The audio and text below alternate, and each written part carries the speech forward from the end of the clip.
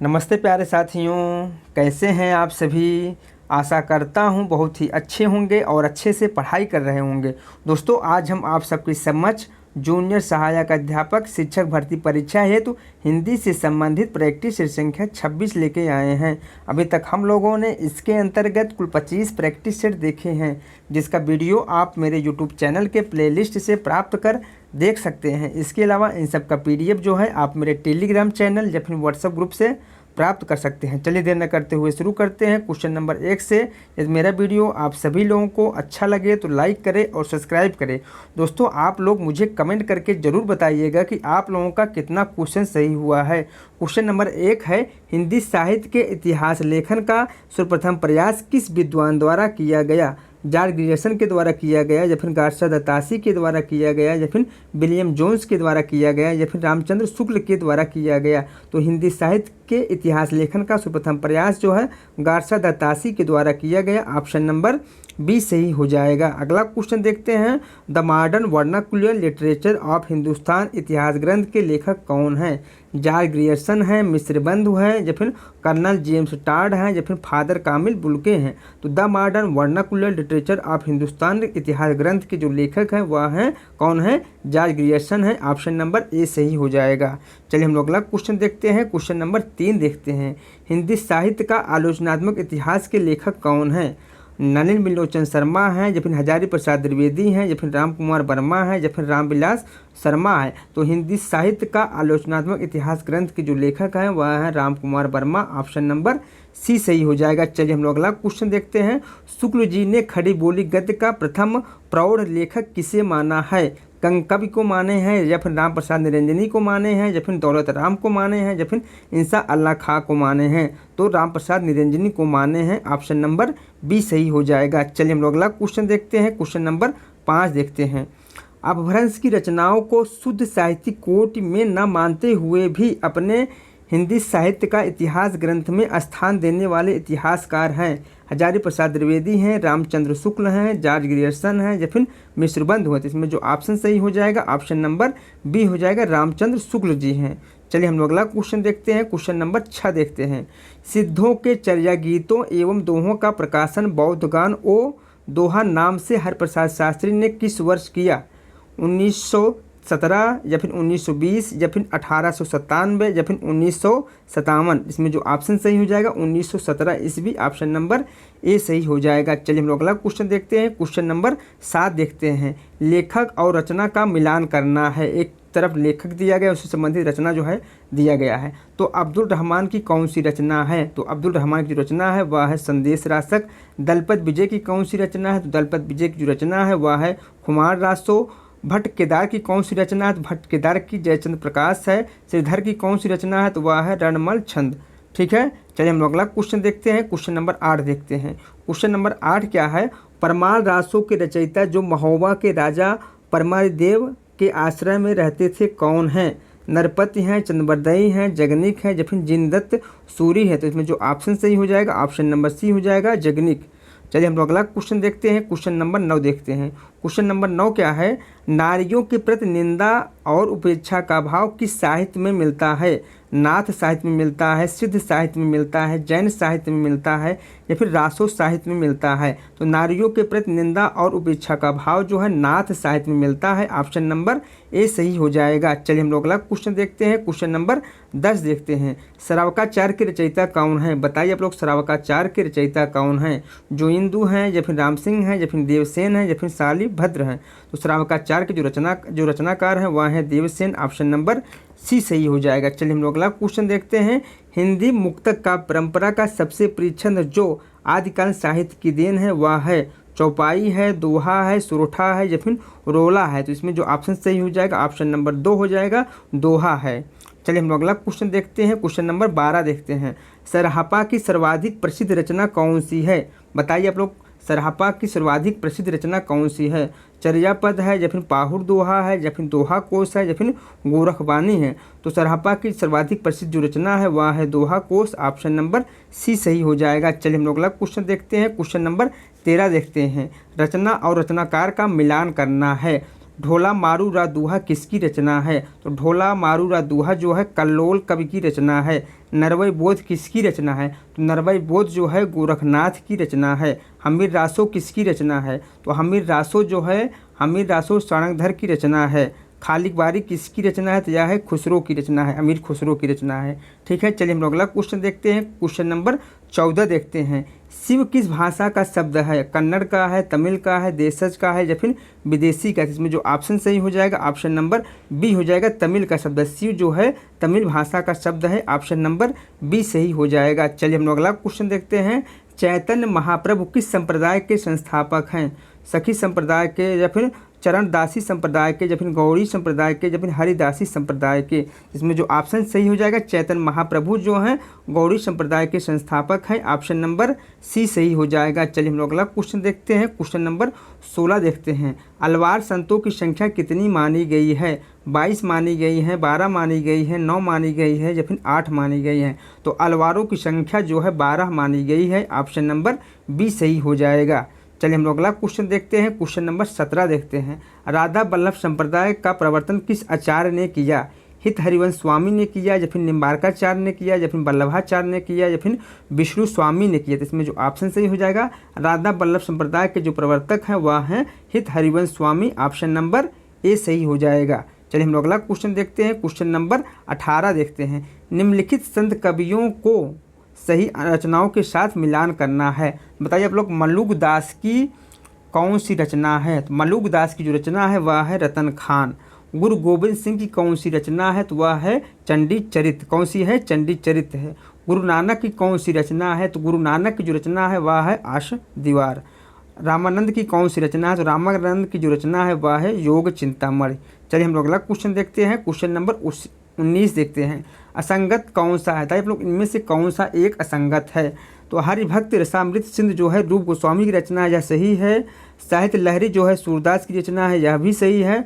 252 वैष्णव की वार्ता जो है गोकुलनाथ का है, यह भी सही है। 84 वैष्णव की वार्ता जो है विट्ठलनाथ की रचना ना होकर के गोकुलनाथ की रचना है। ठीक है, इसलिए ऑप्शन नंबर इसमें डी सही हो जाएगा। चलिए हम लोग अगला क्वेश्चन देखते हैं। अगला क्वेश्चन देखते हैं। क्वेश्चन नंबर 20 देखते हैं। मोर पखा सिर ऊपर रखियो, गुंज की माला गले पहिरऊंगी। पंक्ति है मीराबाई की है, सूरदास की है, रसखान की है या फिर नंददास की है? तो उपयुक्त जो काव्य पंक्ति है यह है रसखान जी का, ऑप्शन नंबर सी सही हो जाएगा। चलिए हम लोग अगला क्वेश्चन देखते हैं। काग के भाग बड़ो सजनी हरि हाथ सुले गयो, माखन रोटी पंक्ति किसकी है? कृष्णदास की है, नंददास की है, सूरदास की है या फिर रसखान की है? तो उपयुक्त जो काव्य पंक्ति है वह है रसखान जी का, ऑप्शन नंबर डी सही हो जाएगा। चलिए हम लोग अगला क्वेश्चन देखते हैं। भ्रमर गीत प्रसंग का मूल स्रोत है। तो भ्रमर गीत प्रसंग का जो मूल स्रोत है वह है श्रीमद् भागवत का 10वां स्कंद, ऑप्शन नंबर बी सही हो जाएगा। चलिए हम लोग अगला क्वेश्चन देखते हैं। क्वेश्चन नंबर 23 देखते हैं। राम रक्षा स्तोत्र पुस्तक के लेखक कौन है? रामानंद है, राघवानंद है, ईश्वर दास है या फिर नाभादास है? तो राम रक्षा स्तोत्र पुस्तक के जो लेखक हैं वह है रामानंद, ऑप्शन नंबर ए सही हो जाएगा। चलिए हम लोग अगला क्वेश्चन देखते हैं। क्वेश्चन नंबर 24 देखते हैं। निम्नलिखित रचनाओं को उनके रचयिताओं के साथ मिलान करना है। एक तरफ रचना दिया गया है, दूसरी तरफ उनसे संबंधित रचयिता दिया गया, हमें मिलान करना है। पद्मावत किसकी रचना है? पद्मावत जो है जायसी की रचना है। कथा कनकावती किसकी रचना है? तो यह है जानकवि की रचना है। पूर्व मीमांसा भास किसकी रचना है? तो यह है वल्लभाचार्य की रचना है। सर्वज्ञ सूक्त किसकी रचना है? तो यह है विष्णु स्वामी की रचना है। चलिए हम लोग अगला क्वेश्चन देखते हैं। क्वेश्चन नंबर 25 देखते हैं। रीतकालीन काव्य को मुख्यतः कितने भागों में बांटा गया है? 2 भागों में, 3 भागों में, 4 भागों में या फिर 5 भागों में? रीतकालीन काव्य को मुख्यतः जो है 3 भागों में बांटा गया है, ऑप्शन नंबर बी सही हो जाएगा। कौन सा? ऑप्शन नंबर बी सही हो जाएगा। चलिए हम लोग अगला क्वेश्चन देखते हैं। आचार्य शुक्ल जी ने रीतकाल का प्रवर्तक किसे स्वीकार किया है? कृपाराम को, केशव दास को, मतीराम को या फिर चिंतामणि को? तो आचार्य शुक्ल जी ने रीतकाल का प्रवर्तक जो है चिंतामणि को स्वीकार किए हुए हैं, ऑप्शन नंबर डी सही हो जाएगा। चलिए हम लोग अगला क्वेश्चन देखते हैं। क्वेश्चन नंबर 27 देखते हैं। रीतकाल के पतन का क्या कारण था? जीवन निरपेक्षता या फिर चमत्कार प्रियता या फिर रसिक दरबारी जीवन या फिर उपयुक्त सभी? तो रीतकालीन पतन का मुख्य कारण जो था उपयुक्त सभी, ऑप्शन नंबर डी सही हो जाएगा। रीतकालीन पतन का जो तीनों कारण थे। चलिए हम लोग अगला क्वेश्चन देखते हैं। क्वेश्चन नंबर 28 देखते हैं। निम्न का मिलान करना है, रचयिता और रचनाकार का हमें मिलान करना है। तो देव कवि की कौन सी रचना है? तो देव कवि की जो रचना है वह है राग रत्नाकर। सुखदेव मिश्र की कौन सी रचना है? तो वह है वृत्त विचार। श्रीधर की कौन सी रचना है? तो श्रीधर की जो रचना है वह है जंगनामा।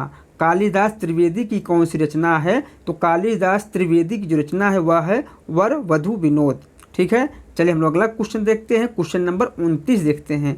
अजात शत्रु किस साहित्यकार को कहा जाता है? बताइए आप लोग, अजात शत्रु किस साहित्यकार को कहा जाता है? जयशंकर प्रसाद को कहा जाता है, भारतेंदु हरिश्चंद्र को कहा जाता है, जगमोहन सिंह को कहा जाता है, या फिर प्रताप नारायण मिश्र को कहा जाता है? तो अजात शत्रु जो है जिस कवि को कहा जाता है उनका नाम है Bharatendu Harishchandra. Option number B सही हो जाएगा। चलिए हम लोग अगला क्वेश्चन देखते हैं। क्वेश्चन नंबर 30 देखते हैं। पी प्यारे तिहारे निहारे बिना अखिया दुखिया नहीं मानती है, समस्या पूर्ति करने वाले कौन हैं? भारतेंदु हरिश्चंद्र हैं, प्रताप नारायण मिश्र हैं, अंबिका दत्त व्यास हैं, जफिन वियोगी हरि हैं। तो समस्या पूर्ति करने वाले जो लेखक हैं वह है Bharatendu Harishchandra. Option number A सही हो जाएगा। चलिए हम लोग अगला क्वेश्चन देखते हैं। द्विवेदी युग को जागरण सुधार काल किसने कहा है? डॉक्टर बच्चन सिंह ने कहा है, मिश्र बंधुओं ने कहा है, नंदुलारे वाजपेयी ने कहा है, या फिर डॉक्टर नागेंद्र जी ने कहा है? तो द्विवेदी युग को जागरण सुधार काल जो है डॉक्टर नागेंद्र जी ने कहा है। ऑप्शन नंबर डी सही हो जाएगा। चलिए हम लोग अगला क्वेश्चन देखते हैं।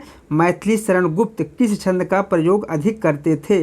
गीतिका छंद का, रोला छंद का, मात्रिक छंद का, या फिर हर गीतिका छंद का? तो मैथिली शरण गुप्त जो है हर गीतिका छंद का प्रयोग अधिक करते थे। ऑप्शन नंबर डी सही हो जाएगा।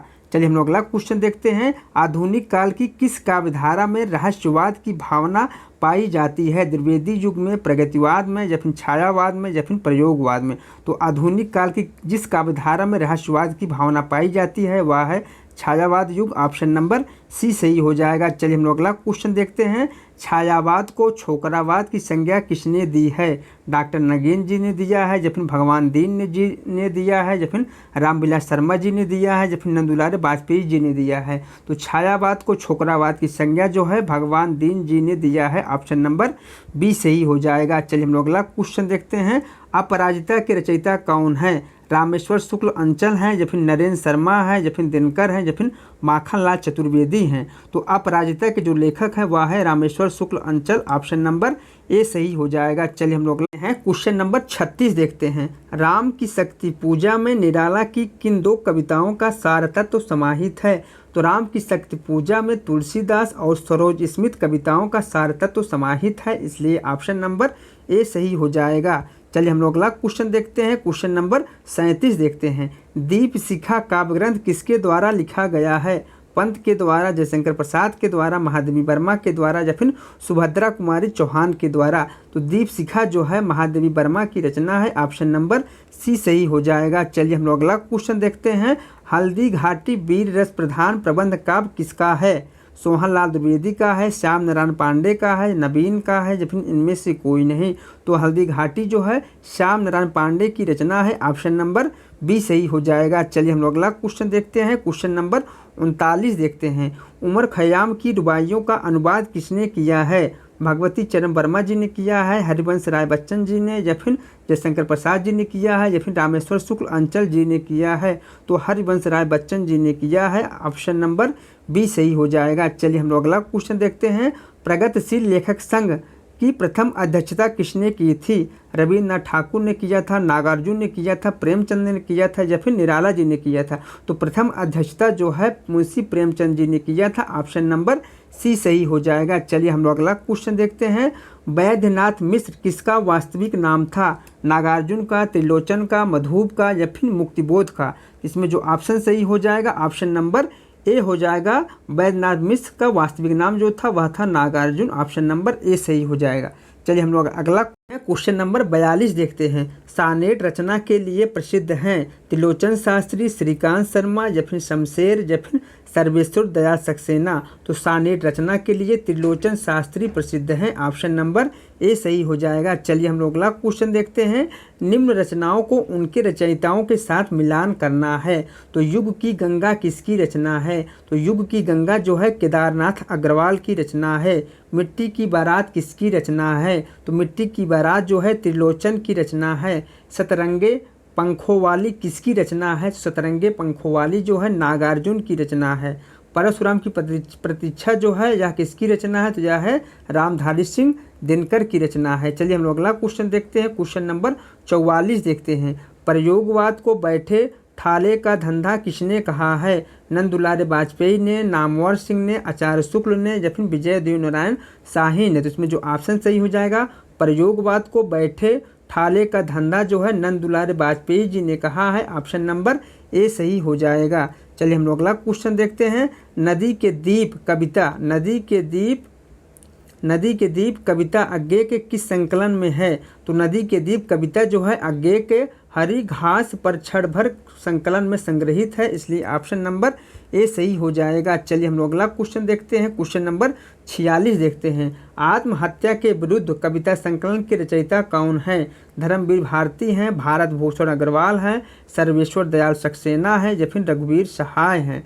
तो आत्महत्या के विरुद्ध जो है रघुवीर सहाय की काव्य रचना है। ऑप्शन नंबर डी सही हो जाएगा। कौन सा? ऑप्शन नंबर डी सही हो जाएगा। चलिए हम लोग अगला क्वेश्चन देखते हैं। उदयभान चरित के लेखक कौन हैं? इंसा अल्लाह खां हैं, लल्लू लाल हैं, सदा सुखलाल हैं या फिर सदल मिश्र हैं। तो उदयभान चरित की जो रचनाकार हैं वह हैं इंसा अल्लाह खां। ऑप्शन नंबर ए सही हो जाएगा। चलिए हम लोग अगला क्वेश्चन देखते हैं। क्वेश्चन नंबर 48 देखते हैं। खड़ी बोली में लिखा गया हिंदी का प्रथम नाटक कौन सा है? विद्या सुंदर है, शाकुंतला नाटक है या फिर प्रबोध चंद्रोदय है या फिर नहुस है। तो खड़ी बोली में लिखा गया हिंदी का जो प्रथम नाटक है वह है शाकुंतला नाटक। ऑप्शन नंबर बी सही हो जाएगा। तो दोस्तों आप लोग मुझे कमेंट करके बताइएगा कि शाकुंतला नाटक जो है किसका नाटक है। चलिए हम लोग अगला क्वेश्चन देखते हैं। क्वेश्चन नंबर 49 देखते हैं। जानकी मंगल नाटक के नाटककार कौन है? शीतला प्रसाद त्रिपाठी हैं, तुलसीदास हैं, निवाज हैं या फिर लक्ष्मीराम हैं। तो जानकी मंगल नाटक के जो नाटककार हैं वह हैं कौन है? Sheetla Prasad Tripathi. Option number A सही हो जाएगा। चलते हैं क्वेश्चन नंबर 50 देखते हैं। सही मिलान कीजिए। नाटक दिया गया है, उनसे संबंधित नाटककार दिए हैं जिसे हमें मिलान करना है। जैसा काम वैसा परिणाम किसका नाटक है? तो यह बालकृष्ण भट्ट का नाटक है। विशेष्य विषमौषधम किसका नाटक है? तो यह है भारतेंदु हरिश्चंद्र का। तिलचट्टा किसका नाटक है? तिलचट्टा जो है मुद्रा राक्षस का नाटक है।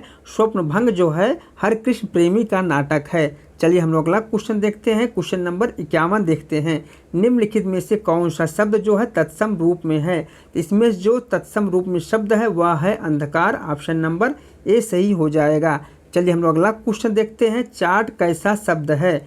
विदेशज शब्द है, तद्भव शब्द है, देशज शब्द है या फिर तत्सम शब्द है। तो चार्ट जो है देशज शब्द है। ऑप्शन नंबर सी सही हो जाएगा। चलिए हम लोग अगला क्वेश्चन देखते हैं।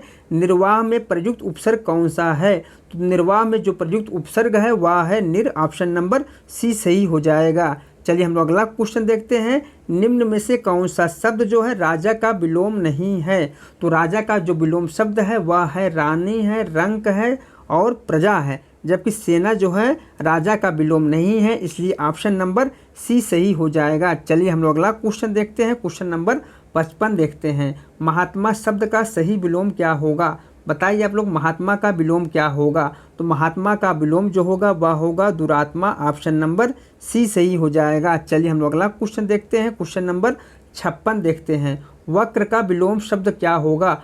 तो वक्र का जो विलोम होगा वह होगा ऋजु। ऑप्शन नंबर सी सही हो जाएगा। चलिए हम लोग अगला क्वेश्चन देखते हैं। क्वेश्चन नंबर 57 देखते हैं। इनमें से किस शब्द का पर्यायवाची शब्द जो है गलत है? तो वह है ऑप्शन नंबर डी। कौन सा? ऑप्शन नंबर इसमें डी सही हो जाएगा। सूर्य का पर्यायवाची जो है दिवस यामा वासर नहीं होता है, बल्कि किसका होता है? यह दिन का पर्यायवाची होता है। दिवस, याम और वासर जो है दिन का पर्यायवाची होता है, जबकि तीनों जो बाकी सही हैं, इसलिए ऑप्शन नंबर इसमें डी सही हो जाएगा। चलिए हम लोग अगला क्वेश्चन देखते हैं। क्वेश्चन नंबर 58 देखते हैं। कांच का पर्यायवाची शब्द कौन सा है? बताइए आप लोग, इनमें से कांच का पर्यायवाची शब्द कौन सा है? तो वह है शीशा। ऑप्शन नंबर ए सही हो जाएगा। चलिए हम लोग अगला क्वेश्चन देखते हैं। अस्य का पर्यायवाची शब्द कौन सा है? बताइए आप लोग, अस्य का पर्यायवाची शब्द कौन सा है? तो अस्य का पर्यायवाची शब्द जो है तलवार है। ऑप्शन नंबर डी सही हो जाएगा। चलिए हम लोग अगला क्वेश्चन देखते हैं। निम्न शब्दों में भिन्न अर्थ वाला शब्द कौन सा है? बताइए आप लोग, इनमें से कौन सा एक जो है भिन्न अर्थ वाला है? तुरंग है, मेघराज है, मृगेंद्र है या फिर व्याघ्र है। इसमें जो ऑप्शन सही हो जाएगा ऑप्शन नंबर ए हो जाएगा तुरंग। क्या हो जाएगा? तुरंग। तुरंग जो है घोड़ा का पर्यायवाची शब्द है। चलिए हम लोग अगला क्वेश्चन देखते हैं। क्वेश्चन नंबर 61 देखते हैं। क्वेश्चन नंबर 61 क्या है? व्यंजन संधि का उदाहरण नहीं है। बताइए आप लोग इनमें से कौन सा एक जो है व्यंजन संधि का उदाहरण नहीं है? तो वह है ऑप्शन नंबर सी। यह जो है गुण संधि का उदाहरण है। बाकी तीनों जो है व्यंजन संधि के उदाहरण हैं। चलिए हम लोग अगला क्वेश्चन जाएगा। चलिए हम क्वेश्चन नंबर 62 देखते हैं। उत प्लस हार के योग से कौन सा शब्द बनेगा? तो उत प्लस हार के योग से जो शब्द बनेगा वह होगा उद्धार। ऑप्शन नंबर डी सही हो जाएगा। चलिए हम लोग अगला क्वेश्चन देखते हैं। कठपुतली में कौन सा समास है? तो कठपुतली में जो समास होगा वह होगा संबंध तत्पुरुष। ऑप्शन नंबर बी सही हो जाएगा। चलिए हम लोग अगला क्वेश्चन देखते हैं। सिंह द्वार शब्द में कौन सा समास है? तो सिंह द्वार शब्द में जो समास होगा वह होगा तत्पुरुष समास। ऑप्शन नंबर ए सही हो जाएगा। चलिए हम लोग अगला क्वेश्चन देखते हैं। क्वेश्चन नंबर 65 देखते हैं। नीचे दिए गए शब्दों में से शुद्ध वर्तनी वाला शब्द का चयन करना है। बताइए आप लोग इनमें से कौन सा एक शब्द जो है शुद्ध वर्तनी वाला शब्द है? तो वह है सन्यासी। ऑप्शन नंबर ए सही हो जाएगा। चलिए हम लोग अगला क्वेश्चन देखते हैं। निम्नलिखित में से शुद्ध वर्तनी वाला शब्द कौन सा है? तो इनमें से जो शुद्ध वर्तनी वाला शब्द है वह है अनुसांगिक। ऑप्शन नंबर ए सही हो जाएगा। चलिए हम लोग अगला क्वेश्चन देखते हैं। क्वेश्चन नंबर 67 देखते हैं। निम्नलिखित में से कौन सा अल्प विराम चिन्ह है? बताइए आप लोग इनमें से कौन सा एक चिन्ह जो है अल्प विराम चिन्ह है? तो वह है ऑप्शन नंबर डी। कौन सा? ऑप्शन नंबर डी हो जाएगी इसमें। चलिए हम लोग अगला क्वेश्चन देखते हैं। क्वेश्चन नंबर 68 देखते हैं। बड़े बड़ाई ना करे, बड़े न बोले बोल, रहीमन हीरा कब कहे, लाख टके मेरा मोल। रहीम दास द्वारा लिखित इन पंक्ति में बड़े शब्द का प्रयोग जिस रूप में हुआ है वह है विशेषण है, संज्ञा है, सर्वनाम है या फिर क्रिया विशेषण है। इसमें जो ऑप्शन सही हो जाएगा ऑप्शन नंबर बी हो जाएगा, वह संज्ञा है। चलिए हम लोग अगला क्वेश्चन देखते हैं। उत्कर्ष का विशेषण क्या होगा? बताइए आप लोग उत्कर्ष का विशेषण क्या होगा? तो उत्कर्ष का जो विशेषण होगा वह होगा उत्कृष्ट। उत्कर्ष का विशेषण क्या होगा? उत्कृष्ट होगा। ऑप्शन नंबर सी सही हो जाएगा। चलिए हम लोग अगला क्वेश्चन देखते हैं। यह घोड़ा अच्छा है, इस वाक्य में यह क्या है? संज्ञा है, सर्वनाम है, विशेषण है या फिर सर्वनामिक विशेषण है? तो यह घोड़ा अच्छा है इस वाक्य में यह जो है वह है सर्वनामिक विशेषण। ऑप्शन नंबर डी सही हो जाएगा। चलिए हम लोग अगला क्वेश्चन देखते हैं। खटास में कौन सी संज्ञा है? बताइए आप लोग खटास में कौन सी संज्ञा है? भाववाचक है, जातिवाचक है, द्रव्यवाचक है या फिर व्यक्तिवाचक संज्ञा है? तो इसमें जो ऑप्शन सही हो जाएगा खटास में भाववाचक संज्ञा है। ऑप्शन नंबर ए सही हो जाएगा। चलिए हम लोग अगला क्वेश्चन देखते हैं। मुझे किस प्रकार का सर्वनाम है? बताइए आप लोग मुझे जो है किस प्रकार का सर्वनाम है? उत्तम पुरुष, अन्य पुरुष, मध्यम पुरुष या फिर कोई नहीं है? तो इसमें जो ऑप्शन सही हो जाएगा मुझे जो है उत्तम पुरुष सर्वनाम है। ऑप्शन नंबर ए सही हो जाएगा। चलिए हम लोग अगला क्वेश्चन देखते हैं। अव्यय के कितने भेद होते हैं? 3, 5, 4 या 6 भेद होते हैं। तो अव्यय के जो है कितने भेद होते हैं? तो अव्यय के 4 भेद होते हैं। ऑप्शन नंबर सी सही हो जाएगा। चलिए हम लोग अगला क्वेश्चन देखते हैं। क्वेश्चन नंबर 74 देखते हैं। उससे अब अकेला नहीं रहा जाता वाक्य में कौन सा वाच्य है? बताइए आप लोग इस वाक्य में कौन सा वाच्य है? कृतवाच्य है, कर्मवाच्य है, भाववाच्य है या फिर इनमें से कोई नहीं? इसमें जो सही ऑप्शन हो जाएगा इस वाक्य में भाववाच्य है। ऑप्शन नंबर सी सही हो जाएगा। चलिए हम लोग नंबर 75 है। संतोष से बढ़कर सुख नहीं किस प्रकार का वाक्य है? मिश्र वाक्य है, सरल वाक्य है, संयुक्त वाक्य है या फिर इनमें से कोई नहीं? तो संतोष से बढ़कर सुख नहीं सरल वाक्य है। ऑप्शन नंबर बी सही हो जाएगा। कौन सा? ऑप्शन नंबर बी सही हो जाएगा। चलिए हम लोग अगला क्वेश्चन देखते हैं। क्वेश्चन नंबर 76 देखते हैं। प्रत्येक व्यक्ति कविता नहीं कर सकते हैं। प्रत्येक व्यक्ति कविता नहीं कर सकते हैं। वाक्य का शुद्ध रूप क्या होगा? तो इस वाक्य का जो शुद्ध रूप होगा वह होगा प्रत्येक व्यक्ति कविता नहीं कर सकता। ऑप्शन नंबर सी सही हो जाएगा। चलिए हम लोग अगला क्वेश्चन देखते हैं। क्वेश्चन नंबर 77 देखते हैं। निम्न में शुद्ध वाक्य है। बताइए आप लोग इनमें से कौन सा एक वाक्य जो है शुद्ध है, तो वह है वह दंड के योग्य है। ऑप्शन नंबर डी सही हो जाएगा। कौन सा? ऑप्शन नंबर डी सही हो जाएगा। चलिए हम लोग अगला क्वेश्चन देखते हैं। द्विवेदी युगीन कविता की विशेषताएं हैं। बताइए आप लोग इनमें से कौन सी एक विशेषता जो है द्विवेदी युगीन है। श्रृंगार प्रियता है, या फिर इतवृत्तात्मकता है, या फिर लाक्षणिकता है, या फिर प्रबंधात्मकता है। तो द्विवेदी युग की जो विशेषता है वह है इतवृत्तात्मकता। ऑप्शन नंबर बी सही हो जाएगा। कौन सा? ऑप्शन नंबर बी सही हो जाएगा। चलिए हम लोग अगला क्वेश्चन देखते हैं। क्वेश्चन नंबर 79 देखते हैं। जो आभूषण सिर पर धारण किए जाए उसे क्या कहते हैं? तो जो आभूषण सिर पर धारण किए जाए उसे शीर्षस्थ कहते हैं। ऑप्शन नंबर डी सही हो जाएगा। चलिए हम लोग अगला क्वेश्चन देखते हैं। कपटी मित्र किस मुहावरे का सही अर्थ है? बताइए आप लोग कपटी मित्र का मुहावरे का सही अर्थ क्या होता है? काठ का उल्लू होता है, या फिर अक्ल का दुश्मन होता है, या फिर आस्तीन का सांप होता है, या फिर इनमें से कोई नहीं। तो कपटी मित्र मुहावरे का जो अर्थ होता है वह होता है आस्तीन का सांप होना। ऑप्शन नंबर सी सही हो जाएगा। चलिए हम लोग अगला क्वेश्चन देखते हैं। शुद्ध शब्द रूप कौन सा है? बताइए आप लोग इसमें से कौन सा एक शुद्ध शब्द रूप है? वह है दुर्निवार। ऑप्शन नंबर डी सही हो जाएगा। चलिए हम लोग अगला क्वेश्चन देखते हैं। निम्नलिखित में से शुद्ध वाक्य कौन सा है? बताइए आप लोग इनमें से कौन सा एक वाक्य जो है शुद्ध वाक्य है? तो वह है यह रुमाल अच्छी है। ऑप्शन नंबर ए सही हो जाएगा। चलिए हम लोग अगला क्वेश्चन देखते हैं। कौन सा शब्द भाववाचक संज्ञा नहीं है? बताइए आप लोग इनमें से कौन सा एक शब्द जो है भाववाचक संज्ञा नहीं है? तो वह है मिठाई। ऑप्शन नंबर ए सही हो जाएगा।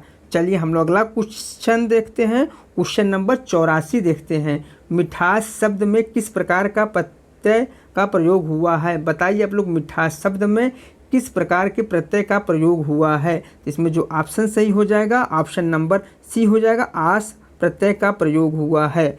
चलिए हम लोग अगला क्वेश्चन देखते हैं। क्वेश्चन नंबर 85 देखते हैं। दिशाएं ही जिनका वस्त्र है उन्हें कहा जाता है। बताइए आप लोग उन्हें क्या कहा जाता है? उन्हें जो है दिगंबर कहा जाता है। ऑप्शन नंबर सी सही हो जाएगा। चलिए हम लोग अगला क्वेश्चन देखते हैं। दोस्तों क्वेश्चन नंबर 86 से 90 तक गद्यांश के आधार पर हमें प्रश्न का उत्तर देना है। तो दोस्तों आप लोग वीडियो रोक करके गद्यांश पढ़ लीजिएगा। हम सीधा प्रश्न देखते हैं। प्रश्न संख्या 86 देखते हैं। क्वेश्चन नंबर 86 क्या है? घुमक्कड़ शब्द में कौन सा प्रत्यय है? बताइए आप लोग घुमक्कड़ शब्द में कौन सा प्रत्यय है? तो घुमक्कड़ शब्द में अक्कड़ प्रत्यय है। ऑप्शन नंबर ए सही हो जाएगा। चलिए हम लोग अगला क्वेश्चन देखते हैं। क्वेश्चन नंबर 87 देखते हैं। महावीर स्वामी का जन्म कहाँ हुआ था? महावीर स्वामी का जो जन्म हुआ था वह हुआ था वैशाली में। ऑप्शन नंबर बी सही हो जाएगा। चलिए हम लोग अगला क्वेश्चन देखते हैं। स्वच्छंद में कौन सी संधि है? बताइए आप लोग स्वच्छंद शब्द में कौन सी संधि होगी? तो वह होगी व्यंजन संधि। ऑप्शन नंबर डी सही हो जाएगा। चलिए हम लोग अगला क्वेश्चन देखते हैं। महात्मा बुद्ध ने जब बुद्धत्व प्राप्त किया तब उनकी अवस्था कितनी थी? 12 वर्ष थी, 35 वर्ष थी, 45 वर्ष थी, या फिर 80 वर्ष थी? महात्मा बुद्ध ने जब बुद्धत्व प्राप्त किया तब उनकी अवस्था जो है 35 वर्ष थी। ऑप्शन नंबर बी सही हो जाएगा। चलिए हम लोग अगला क्वेश्चन देखते हैं। श्रुति धर्म का क्या अर्थ होता है? जैन धर्म, बौद्ध धर्म, मुस्लिम धर्म, या फिर वैदिक धर्म? तो श्रुति धर्म का जो अर्थ होता है वह होता है वैदिक धर्म। ऑप्शन नंबर डी सही हो जाएगा। चलिए हम लोग अगला क्वेश्चन देखते हैं। उच्च प्राथमिक स्तर पर हिंदी भाषा शिक्षण में सर्वोपरि महत्वपूर्ण सामग्री है। पाठ पुस्तक है, अभ्यास पत्रक है, अभ्यास पुस्तिका है, या फिर बाल साहित्य है? जो महत्वपूर्ण सामग्री है वह है बाल साहित्य। ऑप्शन नंबर डी सही हो जाएगा। चलिए हम लोग अगला क्वेश्चन देखते हैं। क्वेश्चन नंबर 92 देखते हैं। भाषा अर्जन में बच्चे भाषा को भाषा और यांत्रिका से सीखते हैं, सहज और स्वाभाविक रूप से सीखते हैं, स्वाभाविक और प्रयासपूर्ण तरीके से सीखते हैं, या फिर सहजता और अभ्यास से सीखते हैं? तो भाषा अर्जन में बच्चे भाषा को सहज और स्वाभाविक रूप से सीखते हैं। ऑप्शन नंबर बी सही हो जाएगा। चलिए हम लोग अगला क्वेश्चन देखते हैं। जो बच्चे विशेष रूप से पढ़ने में कठिनाई महसूस करते हैं वे डिसलेक्सिया से ग्रसित होते हैं। ऑप्शन नंबर सी सही हो जाएगा। चलिए हम लोग अगला क्वेश्चन देखते हैं। क्वेश्चन नंबर 94 देखते हैं। उच्च प्राथमिक स्तर पर बहुभाषिक कक्षा में बच्चों की भाषाएं एक कठिन समस्या है, एक संसाधन है, एक पहेली है या फिर एक जटिल चुनौती है। तो उच्च प्राथमिक स्तर पर बहुभाषिक कक्षा में बच्चों की भाषाएं एक संसाधन है। ऑप्शन नंबर बी सही हो जाएगा। कौन सा? ऑप्शन नंबर बी सही हो जाएगा। चलिए हम लोग अगला क्वेश्चन देखते हैं। क्वेश्चन नंबर 95 देखते हैं। हिंदी भाषा की बारीकियों को सही रूप में समझने की क्षमता का विकास करने के लिए आप क्या करेंगे? तो इसमें जो ऑप्शन सही हो जाएगा, ऑप्शन नंबर कौन सा? ऑप्शन नंबर बी सही हो जाएगा। हिंदी भाषा के विभिन्न प्रयोगों से युक्त सामग्री उपलब्ध कराना। ऑप्शन नंबर बी सही हो जाएगा। चलिए हम लोग अगला क्वेश्चन देखते हैं। क्वेश्चन नंबर 96 देखते हैं। तत्वबोधिनी पत्रिका 1865 ईस्वी में प्रकाशित पत्रिका के संपादक कौन हैं? राजा लक्ष्मण सिंह थे या फिर भारतेंदु हरिश्चंद्र थे या फिर गुलाब शंकर थे या फिर बालकृष्ण भट्ट थे? इसमें जो ऑप्शन सही हो जाएगा, ऑप्शन नंबर सी हो जाएगा, गुलाब शंकर थे। ऑप्शन नंबर सी सही हो जाएगा। 1992 ईस्वी में संपूर्ण साहित्य रचना में किस हिंदी साहित्यकार को ज्ञानपीठ पुरस्कार से सम्मानित किया गया? रामधारी सिंह दिनकर को, नरेश मेहता को, निर्मल वर्मा को या फिर अज्ञेय को? तो 1992 ईस्वी में संपूर्ण साहित्य रचना में नरेश मेहता को ज्ञानपीठ पुरस्कार से सम्मानित किया गया। ऑप्शन नंबर बी सही हो जाएगा। चलिए हम लोग अगला क्वेश्चन देखते हैं। कला और बूढ़ा चाँद रचना पर सन 1960 ईस्वी में किसे साहित्य अकादमी पुरस्कार मिला? गोविंद मिश्र को, सुमित्रा नंदन पंत को, उदय प्रकाश को या फिर वीरेन डंगवाल को? तो कला और बूढ़ा चाँद रचना पर सन 1960 ईस्वी में सुमित्रा नंदन पंत को साहित्य अकादमी पुरस्कार मिला। ऑप्शन नंबर बी सही हो जाएगा। चलिए हम लोग अगला क्वेश्चन देखते हैं। रामचरितमानस महाकाव्य के रचयिता तुलसीदास का जीवन काल है 1595 से 1963 ईस्वी या फिर 1469 से 1542 ईस्वी या फिर 1532 से 1623 ईस्वी या फिर 1595 से 1663 ईस्वी? तो तुलसीदास का जीवन काल जो समय है वह है 1532 से 1623 ईस्वी। ऑप्शन नंबर सी सही हो जाएगा। चलिए हम लोग अगला क्वेश्चन देखते हैं। क्वेश्चन नंबर 100 देखते हैं और इस प्रैक्टिस सेट का लास्ट क्वेश्चन देखते हैं। कठगुलाब उपन्यास पर 2004 ईस्वी में किस साहित्यकार को व्यास सम्मान से सम्मानित किया गया? हजारी प्रसाद द्विवेदी को, कैलाश वाजपेयी को, मृदुला गर्ग को या फिर चंद्रकांता को? तो कठगुलाब पर 2004 ईस्वी में जिस साहित्यकार को व्यास सम्मान से सम्मानित किया गया था वे थे Mridula Garg. Option number C सही हो जाएगा। ठीक दोस्तों, मेरा यह प्रैक्टिस सेट यहीं समाप्त हो रहा है। यदि मेरा वीडियो आप सभी लोगों को अच्छा लगा हो तो लाइक करें और सब्सक्राइब करें। दोस्तों आप लोग मुझे कमेंट करके ज़रूर बताइएगा कि आप लोगों को यह वीडियो कैसा लगा।